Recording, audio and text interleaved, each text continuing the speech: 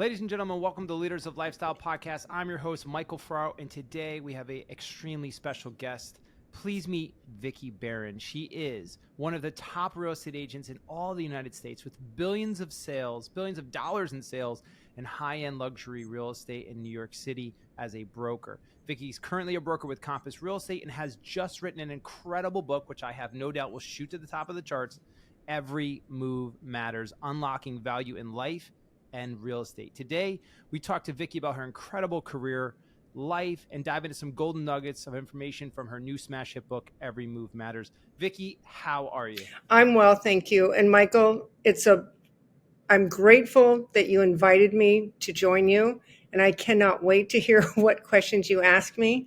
And as many of my clients, friends, and family know, I'm an open book. In fact, my book is definitely an open book because I tell pretty intimate, crazy stories throughout my chapter of life.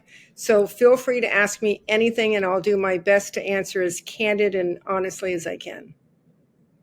Well, again, it's an absolute pleasure and honor to have you on. So much to talk about: your book, your story, your career, your life. Let's just do the generic thing where we ask you about your expertise currently in the New York City market. And how is the market for you right now? You know, I've been doing this long enough that I've been through many, many different markets. And a lot of agents really get bogged down or fearful of, the markets that we're either fearful of or they're challenged. But I would prefer to just take every day at a time. And I'm known to be pretty optimistic. And I do think even in the craziest markets, there's opportunity. We are seeing an uptick. The market is challenging because I think a lot of the mindset of people, is pretty challenging. But I think that the market today is, there are opportunities for sure for buyers. And if we as agents can just help educate those buyers and get them comfortable with making the decision, I think they're going to thank us years to come. Yeah, I know the people that are sitting on the sides thinking, what kind of market are we in? Well, it's not easy to articulate what kind of market we're in because these are difficult markets where we really don't know what to expect and don't really know where we are sometimes. But you're right. I think people that are waiting on the sidelines will kick themselves if they don't take the opportunity to buy now, because that's obviously something that you're talking about within your career. You've seen it. I agree with you. Well, let's dive in. So I got that expertise from you on how the market's going for you. You are incredible. The book is incredible. Congratulations on the book. I know that's not easy to write a book, and especially to put all of that out there. But that's what makes you so great, is that your ability to put yourself out there like that. So what a lot of people don't know about you, besides the billions of dollars in real estate that you've sold in high-end luxury real estate in New York City, is that the real estate business for you as an expert was not your first career. In fact, your first career really was in the healthcare industry, where you had ultimately got into that, grew it to, and then eventually sold for $2 billion, that company in 1996. Did I read that correctly? Yes, you did. However, to be clear, it was not my company. I contributed by, the sales and identifying the doctors to help grow that healthcare plan. I was not the one that built it. I was not the Jeff Bezos of the healthcare industry. So, but I certainly contributed to it, and it was a platform that allowed me to learn how to bring people and places together. And that really is what we do in our business, is bringing people and places together. And some owner in the real estate world of New York once asked me, what does that have to do with real estate? And I said, it actually has everything to do with real estate, because it's understanding people and their needs and matching them up with something that's compatible. And whether that's a job or whether it's a home, it's still the ability to listen to them and be able to direct them for a good outcome. Yeah, absolutely. There's so much synergy there between what you did there and then what you have been able to produce in the real estate market. So I guess after that, and then for people, you then obviously went on and had an incredible launch yourself into this real estate career. And I'm just going to read off some highlights. Again, keep pumping you up. So after 20 years in healthcare, you moved to New York City, launched your real estate career. You've been featured on HGTV Selling New York. You've been in Wall Street Journal, The Real Deal, New York Times, every publication you can imagine pretty much. You've won numerous achievement awards, including Ribney's Eileen Spinola Award for Distinguishing Service. You've sold all these luxury properties. Here's my question. We'll get into the book and stories and everything. You started off growing up in Baltimore. Correct. Your mom was a single mom, and then you moved to California. How did you do that? And I love to talk about that original origin story on how you went from that upbringing to being as successful you were in your first career. And then I think it's super cool because a lot of people in this business, like including me, had careers prior to this. And then they moved into real estate. So let's just get into that from the beginning. So the journey as a child, going from the East Coast to Southern California, my mother was a single mother with a lot on her plate. I learned a tremendous amount from her because her ability to stay strong and have confidence, work hard. And she really taught us as children to kind of, pull ourselves up by our boots, if you will, and make things happen in life, because you cannot really count on other people to do it for you. So it's up to you. And where you start does not define where you finish. So part of the motivation to write the book is I wanted to encourage any individual out there, any child, any adult that is losing faith or hope that where they either came from or where they're at is not where they want to be. It doesn't stop there. You can get to any place you want to be if you have the dream, the mindset, and the ability to work really hard to get there.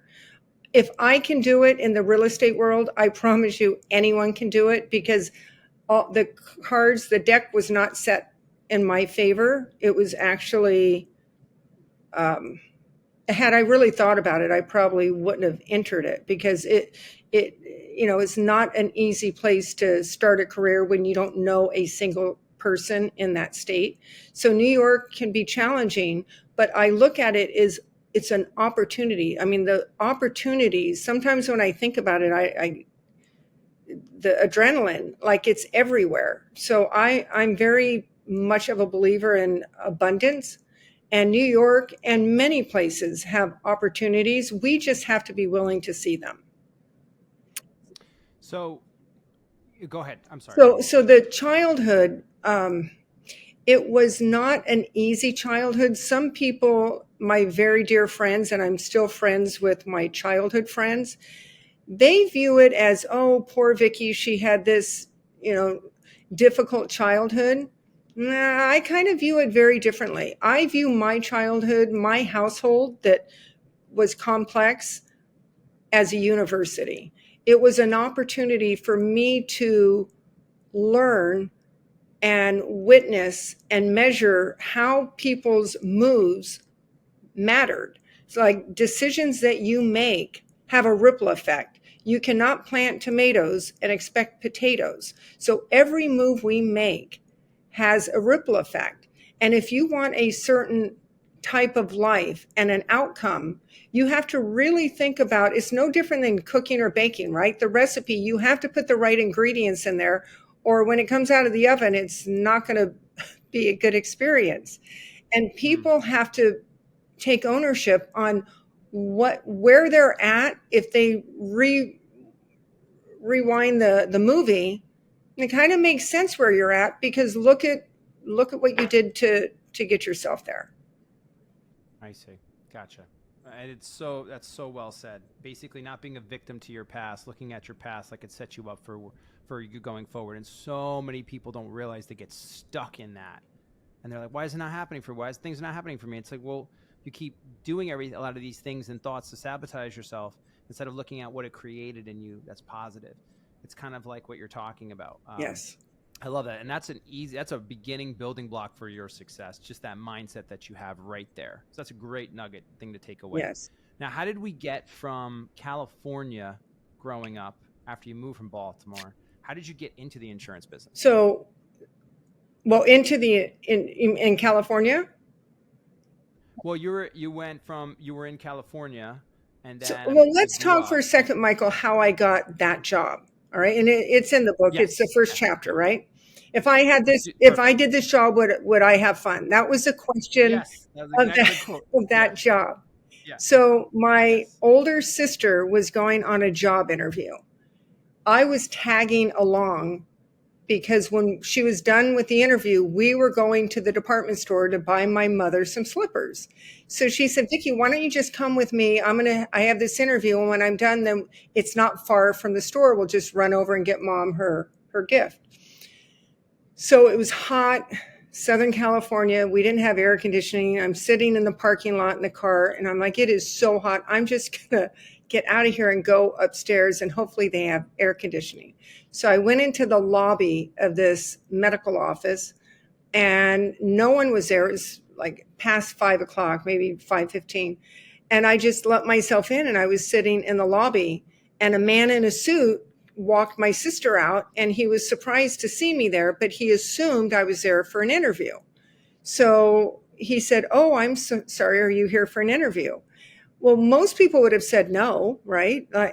Well, Yeah. and I said, it depends. I'm thinking, so here's an opportunity. A door opened up and I just had some questions. I said, well, it depends. So he laughed and I said, but before we get into that, I have a question for you. He said, what's that? I said, do you know how late Jimco is open, which was a department store? Well, that threw him for a loop. He's like, well, I have no idea. I said, well, I kind of need to know because we can't be late because I have to get my mom some slippers. And then this man in the suit looked at me and he started chuckling and he said, well, I'm not sure how late it's open. I said, then I have another question. Would you be kind enough to let us use a phone so we can call to find out how late they're open? And then maybe my sister will make the phone call. I can walk back to you because I have a couple other questions and then we can go from there. Now, granted, I was 18 years old. 18 years old, summertime. I think I had some weird Joni Mitchell t-shirt on, who knows. So I walked back into this office and I really did have questions for the man. So I started asking him, talk to me, I was reading the brochure in the lobby. What is this health plan? And talk to me about your contract, what you're doing. What's my sister interviewing for? So he kind of explained the job and it was a sales job. And then I said, well, can you do me a favor? Can you describe the top salesperson that's doing this job? Who are they? What are they like? Describe them to me. And he kind of wasn't sure how to do that. So he was like, well, they're just, we have all kinds of different people. And I said, all right, talk to me about the person that you're about to fire that's not cutting it. What are they like?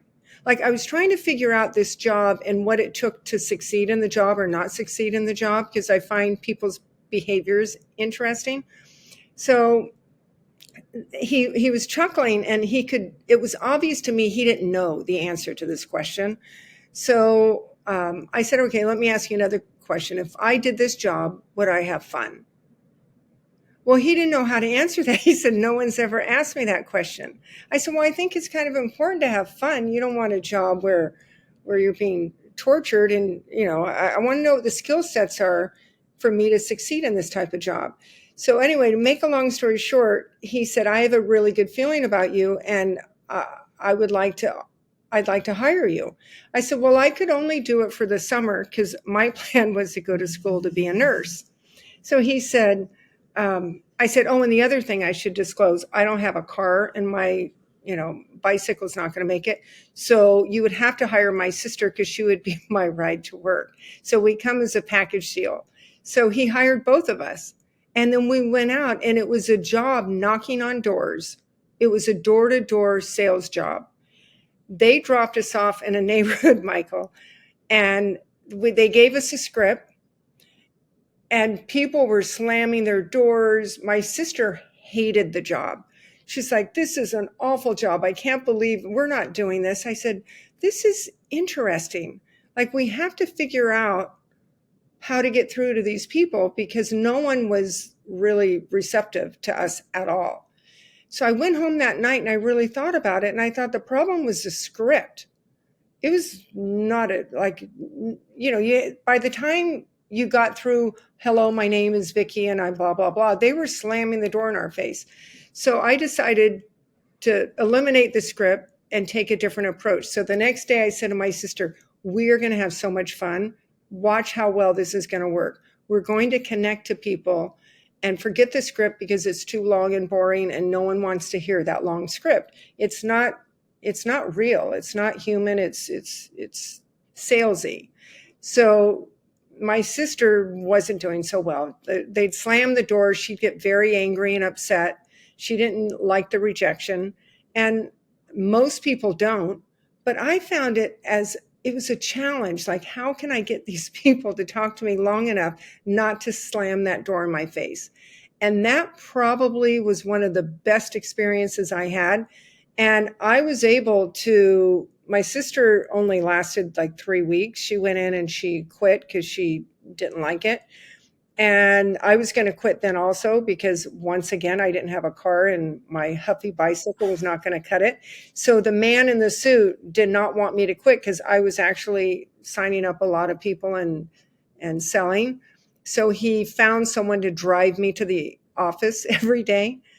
And then from that job, I actually did really well in that job. I just figured out, I kind of cracked the code, how to get the people to respond and at least listen to me, talk to me, build some trust, and then they would sign up and it was off to the races. So then the owner of the medical facility got a hold of me, and then they ended up promoting me to manager and some other, the book kind of walks you through different stories. But that initial crazy, weird job was probably one of the best moves I made because it really did give me the opportunity to learn. Don't follow what everyone else is doing. If the recipe's not working, be creative enough to come up with your own approach to connect with people. And the truth is, when I got into real estate in New York, I built it off of for sale by owners, and I used that same exact recipe. I would approach the for sale by owners in a very human, kind approach, not a salesy approach, not aggressive. I certainly couldn't talk about my stats because I didn't have any. I had zero stats and zero experience. So I was honest about that. But people, if you build trust, I find that people will open up their door, so to speak, and they will allow you in, and you can build those relationships, which is exactly what I did in real estate. There is so much to unpack here. Number one, your questions that you asked in the beginning when you were sitting there, almost qualifying that person when you were 18, and then you totally shifted that framework around to where they almost felt insecure, and you took the power there. And so that's obviously why that they were so enamored with you, because that's not what they were expecting. And it was all by great questions that you asked intuitively. The second thing is the door-to-door. First of all, not taking the rejections here, like there's something about yourself that's bad, because that's what brings a lot of people in sales down, is they take what other people say as more internally, like they don't like me. Correct. Instead of saying, this has nothing to do with me. This is an equation I just have to find the right answer to. I have to figure it out. And that's the way you looked at it. And then you cracked the code. We're going to talk about the real estate stuff. I started in the for sale by owner to expired game as well, making cold calls. There's a lot of synergy there. I'm going to get into that with you. And there's some questions specifically. I would love to know how you answer them. But people are going to want to know, you said you cracked the code. I don't know. Are you allowed to share what the code, how you cracked it, what that was? Yes. We're talking about when you were going door to door. Cracking the code is, I think the biggest mistake people make is they are not, they have their own agenda. They're not even, when they're speaking, a script is not real because it's just memorized. It's not a real like, I don't know what I'm going to say to you today. Like, this is all candid. But if Right. this were scripted, had you called me and we rehearsed this yesterday and went through what questions you're going to ask me, whenever I'm on a panel, whenever I'm participating in something, I tell people, I don't want to know what you're going to ask me. I would rather just let it unfold. And that's cracking the code was really putting the script aside, looking someone in the eyes and having a real conversation with them, taking that precious moment to find out who they are, what is important to them, how is their day, what's happening in their life. When you meet someone and they're really in a bad mood or nasty or rude to you, instead of taking it personally, we don't know what happened to them earlier this morning, yesterday. Someone could have died in their family. They could be on a financial, wreck where they can't make their mortgage payment or rent pay. You don't know what's happening with them. So I think just pausing and allowing the energy between you and the other person to evolve in an organic, real way, and really see that person for who they are and what's happening in their circle, is the opportunity to connect with someone. Yeah. And then And I just sales. by Yeah. nature tend to, I'm not a real serious person, so I tend to, um, I just blurt out honesty and whatever's on my mind, and there's usually some humor in it. So cracking the code was just being real and being me, and I just had enough confidence that I'm okay who I am, and I was just going to be me and connect with them and allow them to be them and let it unfold and see where it goes. So it's a dash of no agenda, personal, a hint of a lot of confidence, being real, empathetic fully, and that's also being present. Yes. Like, you have to be there to be empathetic. And then it's asking great questions, which I have no doubt you just organically were able to do at that point, because you knew how to ask questions to pull things out of people so that you could be empathetic back. Yeah. And people can feel that when you're asking the right questions at the right time. And then you probably didn't do a lot of facts and figures. Well, this is the greatest thing since sliced bread and do the whole tap dance. It was more about things that were specific to them and their life and their problems. And that opened up them answering your questions more with the trust. I could totally see it 100%. And that's what people also in our field of real estate, they take, especially newer agents, they try to dive so deep into sales tactics and persuasion, and realizing that a lot of what you're doing at the high end, at the best of the best, that stuff gets sniffed out. That's rookie stuff, and that's stuff that's not going to work. You're not going to last very long that way. We're in the consultant, empathetic, real expert business. We are the people that get called in when the best of the best need things and problems solved. You don't last very long if you're trying to sell like a hard salesman or anything like And, that. So, and people, so that took it to real yeah. stuff. And people want to be understood, and you have to understand them before you can be understood. And I think many Mm. times people do the opposite. Like when they go in for a pitch for a listing, they spend that precious time wanting the people in that home or apartment to understand them and how great they are and what their numbers and stats are, instead of taking the time to understand the needs of those owners. And when you understand their needs and they see that you care about their needs, then you don't even need to spend time to be understood. They're just going to understand that you care enough about their needs and taking care of them. And we're in a service job. We take care of people. And it's not really about taking care of us and our agenda. They don't care Yeah. about our And agenda. you said something really interesting there. You said, understand before you try to be understood. I have a 6-year-old, and I have a very strong-minded, strong-willed 6-year-old. Okay, he's 6 going on, good cranky 40. Like, he's that kind of Yeah. 6-year-old. And I said to him, because he loves taking my books from my room that I have. So I said, if you're going to take all my books, why don't we actually read one of these books? So I bought the 7 Habits of Highly Effective People by Stephen Covey. And one of the laws in there is in rules is about understand before trying to be understood, I believe. That's Yes. basically listen before you speak. And I played it, and he was like, "Oh, that's what I should do with you and mommy." I'm like, "You're a genius. That's it.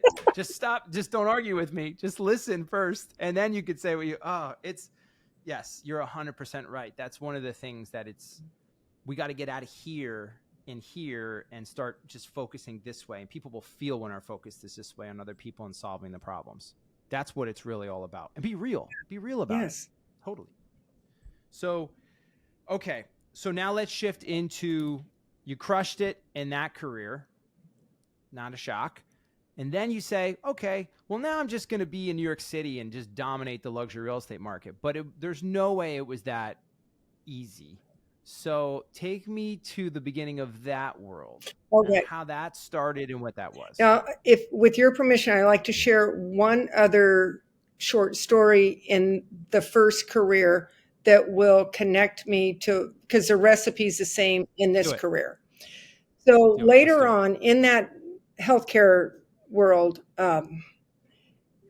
Dr. Gumbiner would call me into meetings and find new positions for me, like whatever his need was at the time. He'd call me in, and the funniest one is he called me in and said, "Vickey, we have a contract with the state. They were signing up senior citizens, and we signed up so many Medicare patients that we didn't have enough internists to take care of them. It was a problem, and they were going to shut us down." So he said, "I need you to go shake the bushes and find some board certified American trained doctors tomorrow." Well, he was a pretty intimidating, powerful kind of man that everyone was afraid of. So I must have been how old at the time? Maybe 26 or 7 years old. And I'm in his office, and it's not like I could say no, but I did. So I said, "Well, I don't really know how to do that." He said, "I have a feeling you're going to figure it out. Just go get it done." So I left that meeting, and I'm thinking to myself, like, the only thing I knew about doctors is when I was sick, I'd go to them. So I'm like, I don't know how to do this job. How am I going to find internists? So 2 weeks later, he calls me in for a meeting, and he wanted an update on how I was doing. So the first thing I said is, and by the way, he gave me his office, which was the biggest office you could land a plane in it, overlooking the water. I was intimidated by this office, and so intimidated that I moved someone else in the office with me. So then in this meeting with him, and I said, "Dr. Gumbiner, can I tell you a secret?" He said, "What's that?" And I said, "The truth is, I have no idea what I'm doing, like zero understanding of how to do this job." And he kind of laughed, and he said, "Good, I like that." I said, "You like that I don't know what I'm doing?" He said, "Yes, because you're so green that you don't understand that it can't be done. And with your creativity, I'm confident you're going to figure it out." I said, "Okay, well, do you want to hear what I've done so far?" He said, "What?" And I said, "Well, you told me you needed internists. So I thought to myself, with the VA hospital might be a good spot. So I've been going to the VA hospital like every day last week. I've been hanging out there." He said, "Well, what did you do when you got there?" I said, "Well, the only thing I could think of is I hung out in the cafeteria." He said, "The cafeteria? What'd you do in there?" I said, "Well, for starters, I ate a lot. But number two, it was easy to know who the patients were and the doctors because the doctors had greens or a stethoscope. So I would just get my lunch tray and I'd park myself next to them, and then I'd start a conversation. That's what I did." He said, "Well, what did you ask them?" I said, "Well, I would say to them, I obviously know what you do for a living, but I bet you don't know what I do for a living." And he said, "Then what would they say?" I said, "Well, then they would guess all kinds of funny things like, you're in marketing or you're a school teacher and I said, and then I'd say, "No, I'm actually a physician recruiter. We're in need of internists, and I have a feeling you're an internist. And have you heard of FHP? I'd like to set up a meeting with you and Dr. Gumbiner because we're in need of internists to take care of our geriatric patients." So I had 2 interviews set up when I was talking to him. And so I had 2 interviews set up by hanging out in the cafeteria. So the point of that story is if you wait for someone to give you the answers and the formula to have success, or you go out and you make success happen, that's the difference. Like if you, like what was going to happen?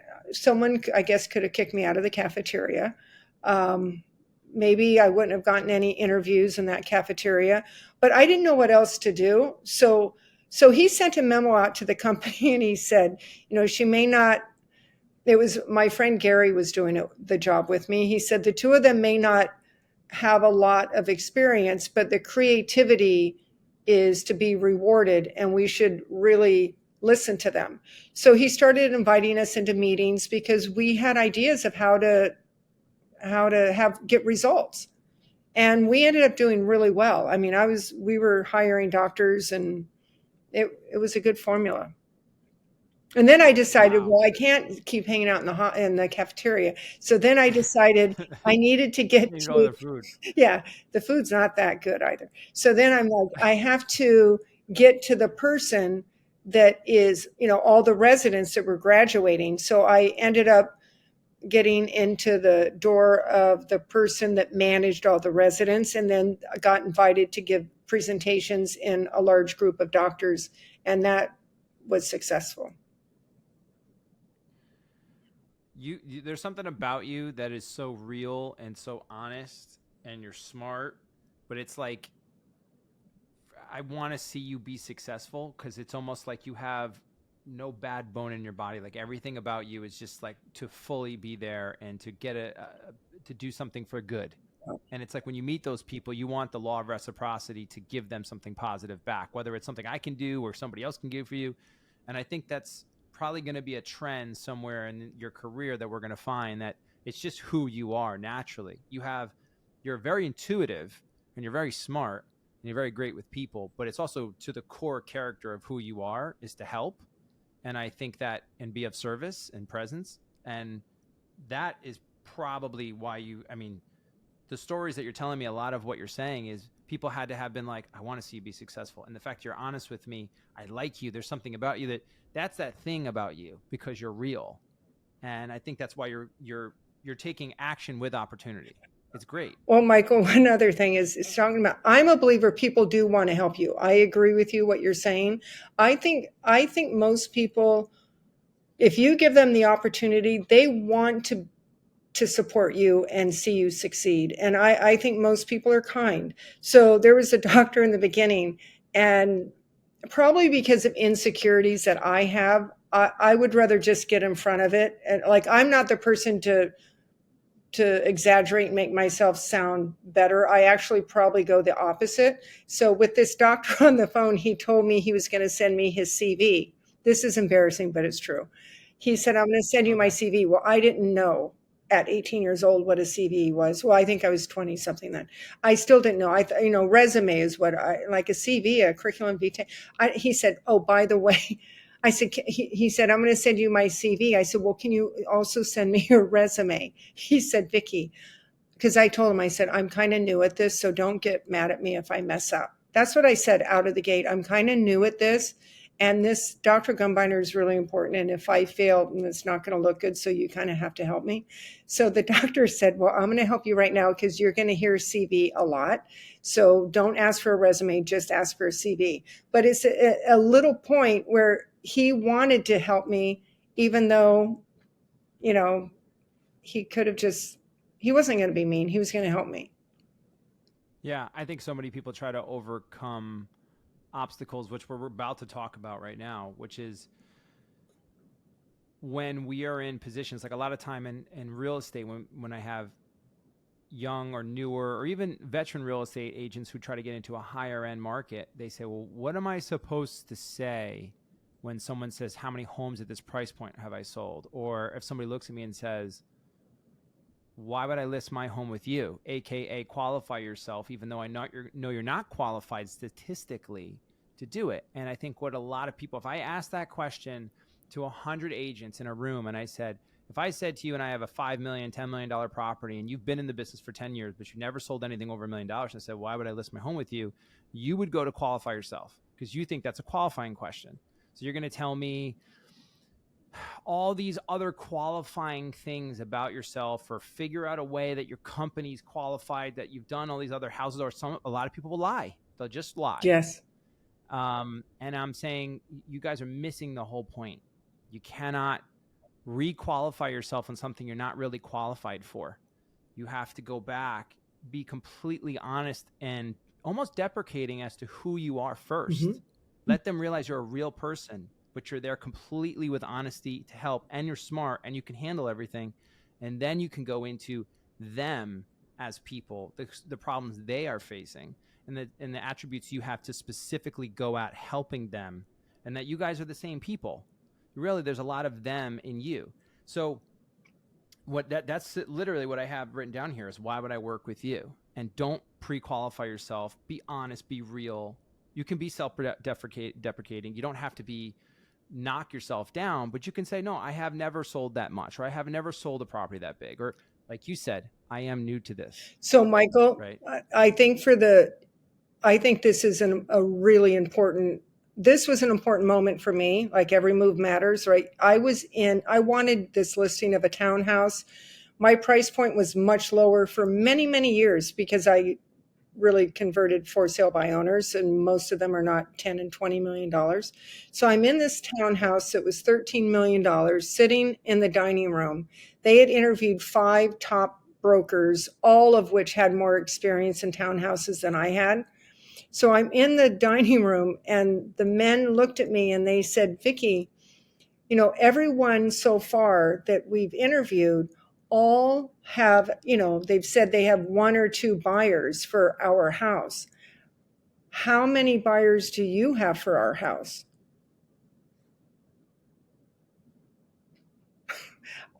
I'll never forget. I'm sitting there and I tapped on my tooth and I said, gentlemen, you have no idea how much I want to answer that question with a really good answer, like 1, 2, 3, or 4 buyers.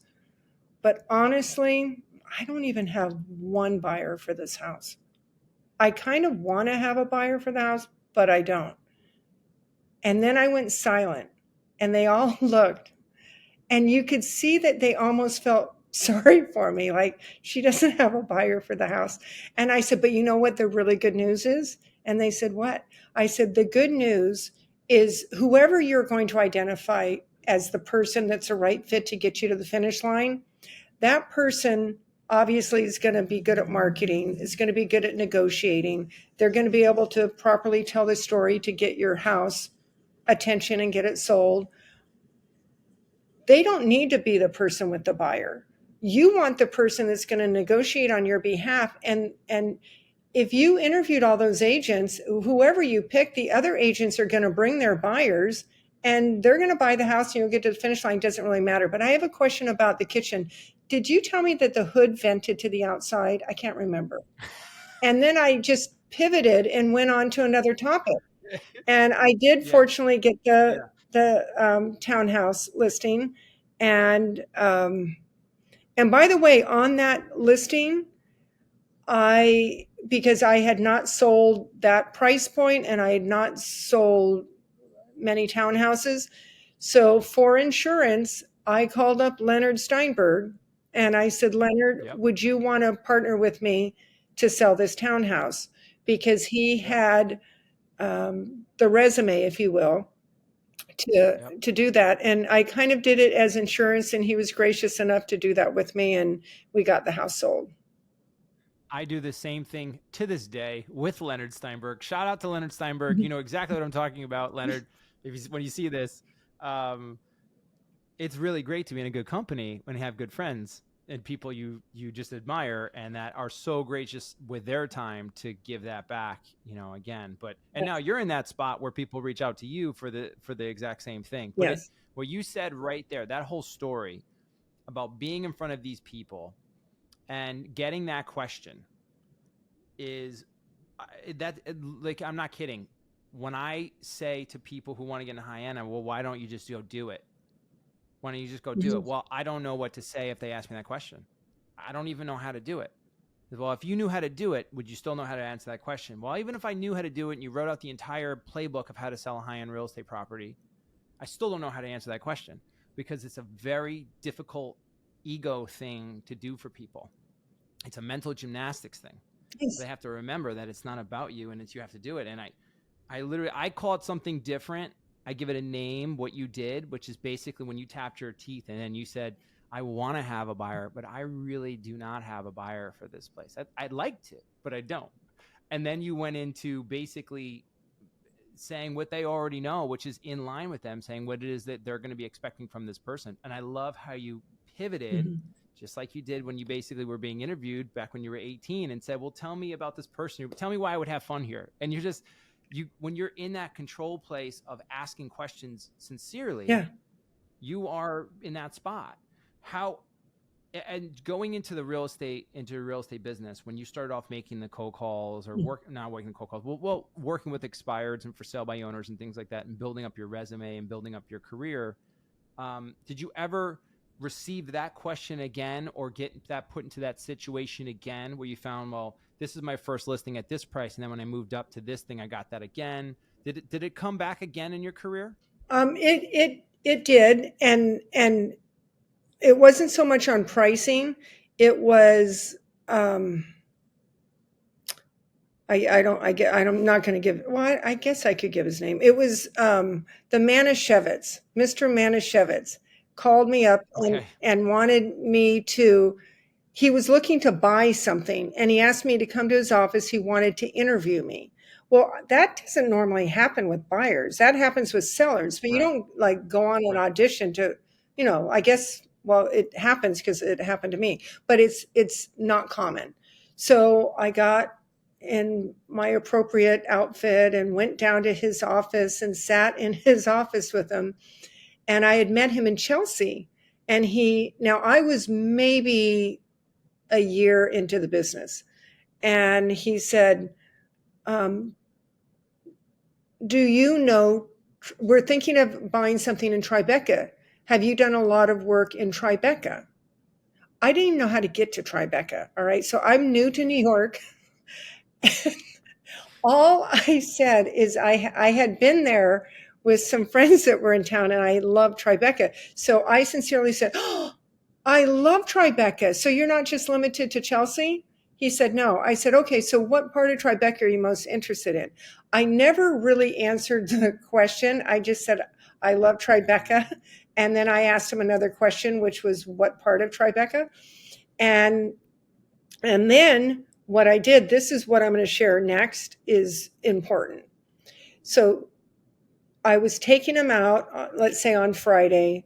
This was a Monday. So Wednesday and Thursday of that week, I went and called all the Tribeca listings that I was taking him to see. And Tribeca is not like Midtown. Like you get lost in Tribeca because they don't have the numbers of the streets. Like you can't really get lost in Midtown. But in Tribeca, you can turn left off of Dwight and not know where you're going. So I got a car, and I went to previewed as many of the listings that I could. And those that the brokers wouldn't allow me to come and preview, I still went to visit the building. I met the doorman. I remember the doorman's name. Are you going to be here on Friday? Yes. Okay, Mr. Greenberg, I'll see you on Friday. And then I looked at the mosaic floor when we were in the car. And then I hired a driver that knew Tribeca like the back of his hand. And I said to him, this is how this is going to roll out. We're going to have this couple in the car. They're probably going to ask some questions about Tribeca. I'm going to be busy reading my notes, and you're going to chime in and answer those questions. Got it? He said, perfect. So then I'm in the back of the car, and then I would say to them, oh, this next building we're going to, I love the mosaic floor that they did in here. It's a pre-war building built in 1927. It's one of my favorite lobbies in town. So they just assumed by me making that comment that I was familiar and sold in the building. I never said I had sold in the building or not. I just made a comment about the mosaic floor. And then when I walked in, the same doorman was there. And I'm like, hi, good to see you again. Good to see you. So it appeared as if I had sold a lot in there, but I took the time to get the comps, to look at the apartments, to go home, study them. I took out and studied every building I was going to I knew the lay of the land, the average price per square foot, how many were on the market. I kind of knew by doing my homework, so I was prepared for that Friday. And that's how I dealt with the question of, can you sell in Tribeca? Wow. You kind of dealt with it without answering the question. It's not about, again, and we get into these qualifying questions. Don't ever qualify qualifying questions because they're really meant to stump you, because there's another qualifying question around that one. Yes. They just keep going. So it's very, very smart. And you know what? You're very good at what you do, and because you provide excellent service, that they don't even probably ever remember asking you those questions, because all I know is I got to tell all my friends about the way Vickey handled our transaction. It was excellent. Let's talk more about the book. Okay.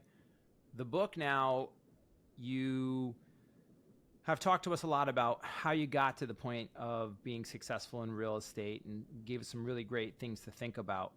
Talk about now at this point in your career, writing this book. Why do it? What was some of the inspirations for wanting to do it? I guess if you have any, and then talk a little bit more specifically on what this book's all about, really. So, something else that happened in my career, which was a good move that I made, is years early on, I was invited to participate in the Real Estate Board of New York. And I got very involved with them. And to this day, I've donated hours and hours and hours of time with the organization, which is, serving agents in the industry. So it really helped me get to know a lot of agents and build relationships. I play nice in the sandbox. Like I really am a cheerleader for anyone else that gets a listing. And when I lose a listing and someone else gets it, if you get it, Michael, I'm going to call you and congratulate you. And I will truly be excited that you have it. And even if you're not at my firm, I'm excited for you that you have it. I feel that there's enough to go around, and the years I spent at the Real Estate Board of New York allowed me to build relationships within the industry. And I would be teaching different topics. And every time I put a curriculum together or a topic to teach, I was learning from the agents attending that lecture. Like I can learn from someone that's been in the business for a week because they have a fresh eye and ideas. And as you said, they may come with past experience from businesses and you can learn from them. So that, I forgot the question you asked me. What was the question?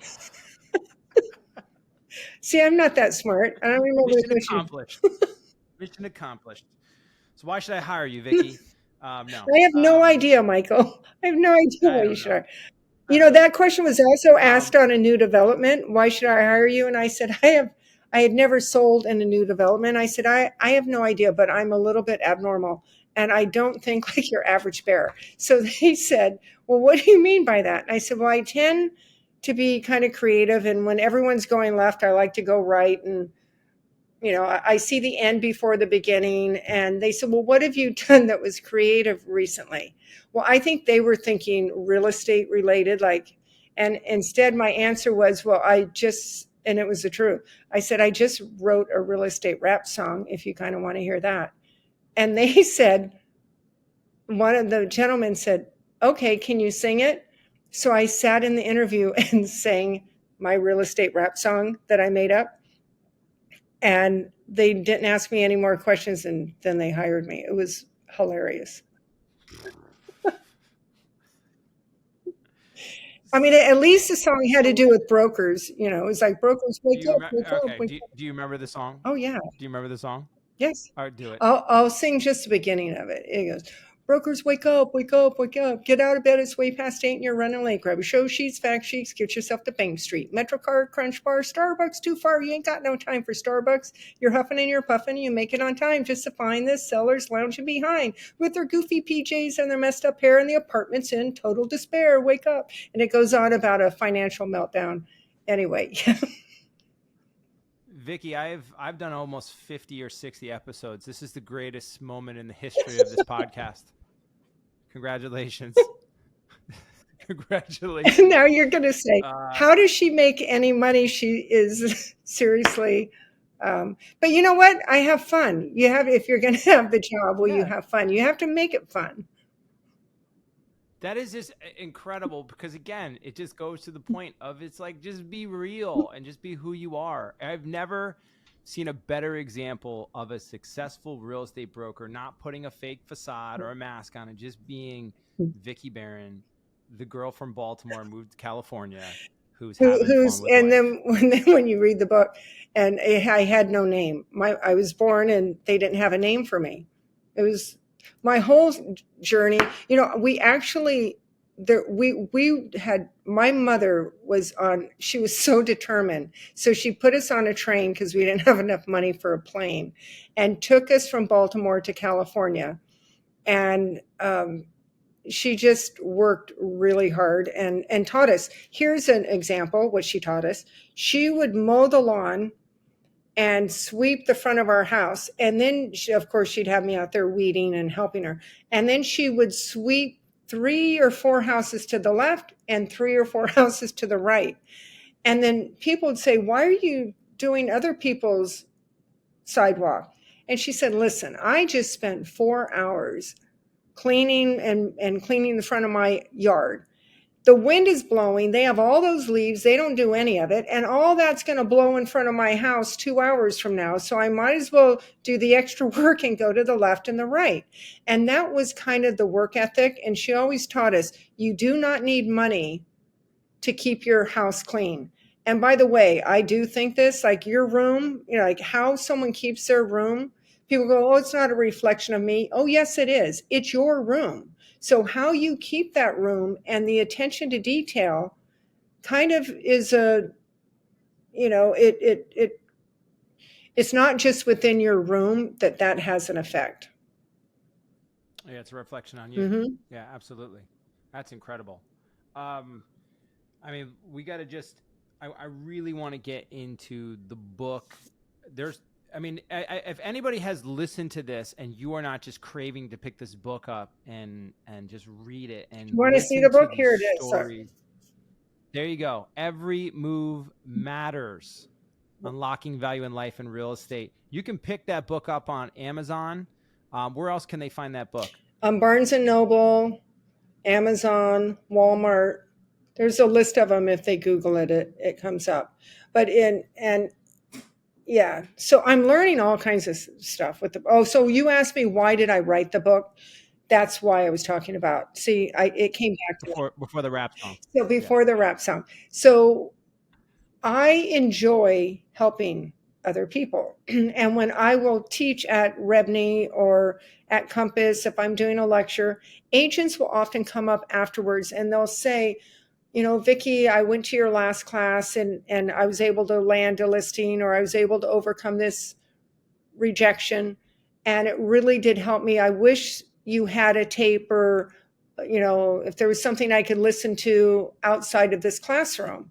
So I thought, well, the book could be an opportunity for some to it's not a how-to book. It's not a sales book and it's not a how-to book. So I'm not saying do this, do that, but I believe the reader will start to see and connect the dots between the stories, that the recipe and the formula is consistent. And I also wrote the book hoping that those outside of real estate can learn, just because a lot of the stories have to do with just keep peace and live a calm, healthy, productive life. It's not limited to real estate, because I think a lot of the examples in there are how to digest conflict and how to solve problems. Like what's next? Yeah, like now what? The now what moment. Oh, now what? Now what? Yes, I'm I sorry. talk Now what? about that in the book. The now what moment is huge. It's because stuff happens and we can't stop it from happening. but it's the now what, how you deal with that conflict or that disappointment or that failure. The next move dictates what happens from there. So, for an example, in our industry, there are times where, let's say, a deal blows apart and an agent is angry, and their approach could be not so gentle or kind, maybe very aggressive. Maybe they come out kind of, you feel like they're attacking you, right? So when that happens, you feel it, you know it's happening, but now what? Do you attack back? Do you go into the blame game? Do you go into the victim role? If you take the moment, and first of all, it's easier for me to just apologize and acknowledge where I failed. Because if something blew up, I probably contributed to the failure. It wasn't all someone else's fault. So the first thing is I try to say, all right, well, what part did I play into this that I could have done better? And when you take the moment to listen to the other person that's really angry and upset, hear them, understand them before you need to be understood. And then you can explain to them, I'd like to apologize. This happened once, and the person was so angry, and my team was listening to this. And I said, I am so sad right now. My heart is a little bit heavy. And the agent that was screaming at me said, what did you say? And I said, my heart's a little bit heavy because I can hear how angry and upset you are. And that makes me feel bad because I obviously dropped the ball, causing you to be this upset. And that was not my intent. And I was 15 minutes late, and I should have called you ahead of time. There were so many things I could have done differently, but I can't unring that bell. I can only say I'm so sorry that I disappointed you. And it diffuses the whole thing, because now they can't punch you again, because how do you punch after that? Versus had I come up with every excuse to defend myself and to say, you can't talk to me that way, you get this whole thing. There's not enough hours in the day to waste on. I would rather be happy than right. How's that? And at peace. Yeah. Because all that ego, all that anger, all that fight, it will burn up inside. Yeah. 100%. I agree with you. And then my team member said, why does that not upset you? How do you not get upset that they were talking to you that way? They were that angry. I said, it has nothing to do with me. That anger is not about me. That anger is in there, and we don't know what happened to cause them to have that blow up. But I can't control that. I can only control my behavior and how I respond to it. You can't control it. I try to control the whole world, but they don't let me. No, they never do. But what you're talking about right there, that's 18-year-old Vickey knocking on doors. Yes. That's getting the rejection, but not taking it here and saying, well, there's some stuff going on here. I'm in control of this much. I can handle that. Everything else, there's really nothing I can do about this, but try to make it as good as I can be. Yes. And make the situation as good. You clearly love to help. You clearly love to teach. Again, your whole thing is basically being of service and being real. That's what I've taken for this last hour with you, is that you're just in this world to help and be a great person and be really, really good at what you do. And through all of that, you've had nothing but amazing success up to this point, and you will continue to do that. The book, Every Move Matters, Unlocking the Value in Real Estate, in Life and Real Estate, Amazon, and so many other locations. I'll put the link to it, guys, below so that you guys can click on it, go there, purchase it. Will there be an audio version? Are you going to do a recording of it? It's interesting that you asked that, because a couple of people have said that have known me over the years. They're like, Vickey, when you tell the stories, just your delivery and the way you pause, and it's entertaining and funny.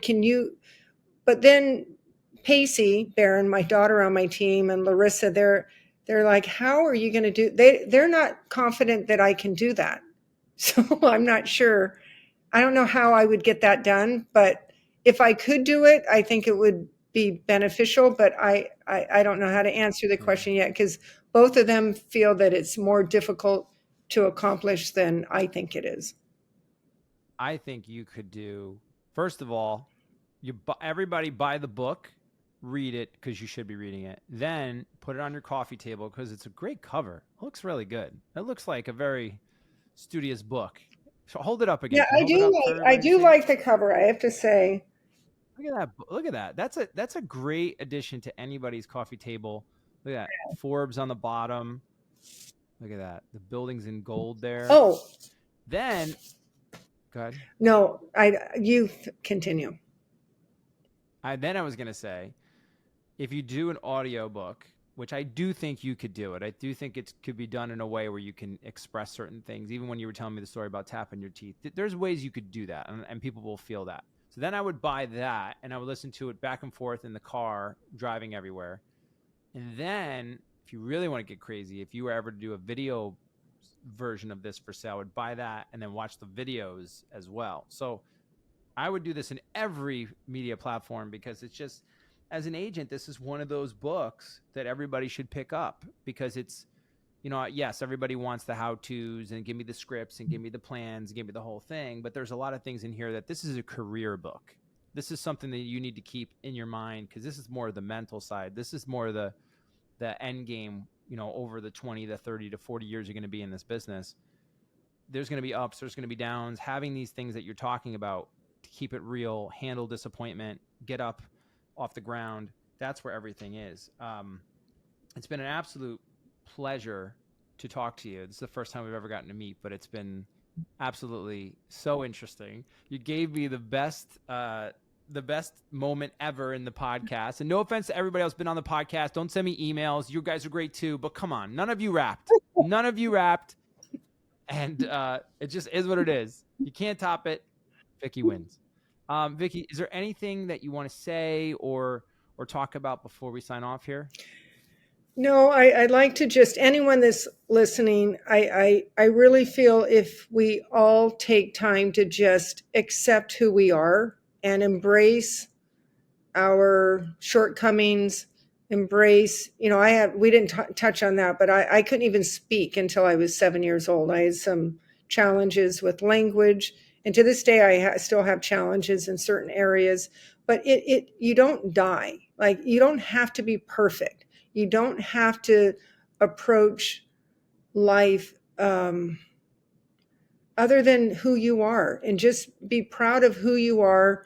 And wherever you came from, it's good enough. The world will love you and accept you if you just move forward and do the best and be the best version of you. And don't try to be someone else, and don't feel that pressure to inflate your numbers, your statistics, your education, your background, when I moved to New York, a woman said to me, "Oh, you're from Baltimore. What is your surname? What is your," like, she wanted to know my family. I said, "Lady, my grandmother worked in a factory sewing garments." Like this, my grandmother and your mother did not hang out. It was not, but That's good. That's a good one. Yeah. but They were not no, friends. they were not hanging out. But anyway, so it's all good. And you know what? I love that I made it a point when I got in the business that I never wanted to be the agent that thought they were too important or good or to take care of everybody. So to this day, you'll see a $40 million listing and a $400,000 listing and a rental and everything in between. And I feel it's important that we're in the business to find people a home of all price points, of all levels. And I'm happy in the 99-cent store at 10 a.m. in the morning, and you might see me in Bergdorf at 5 p.m. And I'm equally happy and comfortable in both of them. You are absolutely amazing. There's so much great information in this podcast. People need to go back, watch this a couple times. For people to follow you, but not just the book. Obviously, everybody go pick up the book. But to people to follow more of what you're doing, what's the best way they can check you out? Instagram? I would say Instagram. Yeah. And of course, if Okay. anyone, any agent, if they want to email me, I welcome that as well. Okay. So, Okay. So everybody, we will put the link for you guys to go and purchase the book, the link to Amazon, on the bottom of this in the description. We will also put Vickey's Instagram handle and any other contact information that she might have. She is very busy, so if you're gonna reach out to her, you can do that. Just please make sure it's for positive, good things, real estate related, or however else she can help you out. And if you're ever looking for any real estate, obviously to buy or sell in New York City, please reach out. Yes, Vickey. I have one. Apparently, I'm learning because this whole book thing is Okay. new. That Yeah. I guess they grade you by if people do order the book. Apparently, if they're willing to write a review, the reviews Mm-hmm. are apparently very important. Very important. Yeah. So, if anyone is kind enough to want to write a review, that would be much appreciated. Get the book, get it twice, and then leave as many reviews and different aliases as you can, as all the positives that Vickey has brought in this book, because it's going to be phenomenal. So please leave the review. We'll leave as much information on this as we possibly can, because we really want to see Vickey get up there and get this book really booming, because it really is worth it. And it will help so many people. Again, Vickey, thank you for being you. Period. Just being you in your entirety, being real, being honest, being positive, and giving so many people the hope that they can one day, if they work really, really hard, rap as good as you, because that's what it's really all about. Thank you, So I Michael. want to say thank you. Thank you, and you did a great job. And thank you for inviting me onto your podcast. It's been an absolute privilege and honor, and we will hang out in New York City one day, I promise. Ladies and gentlemen, Leaders of Lifestyle Podcast, Mike Ferraro, take care. Bye bye.